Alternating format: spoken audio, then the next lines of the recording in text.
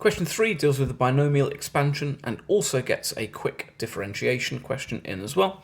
F of x is equal to 1 plus 2x all to the power 5, and you're asked to find the coefficient of the term x cubed in the expansion of its derivative, f dash x. So the first thing I'm going to do is find f dash x, and we're almost certainly in a position where we can differentiate this just by inspection. I multiply by my power, then I multiply by my derivative of 1 plus 2x, and then I subtract 1 from my power. If not, you can just do that with the chain rule, u is equal to 1 plus 2x. That's where du dx, the 2, is coming from. So this is 10 lots of 1 plus 2x to the 4. And so what I'm really being asked to do then is expand and then find the coefficient, and I would write coefficient down here at the very end, find the coefficient of the x cubed term. So I don't care about all of the rest of them. There are lots of ways I could do this.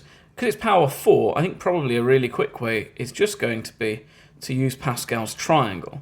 So I'm just writing out my triangle where each term is the sum of the previous two terms above it. And I want to go to 5 terms because it's power 4, so there'll be 5 possible terms.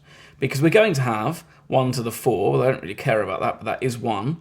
And then we're going to have something with an x, and then something with an x squared, and then something with an x cubed, and that's all I care about. So my first, second, third, my 4th term.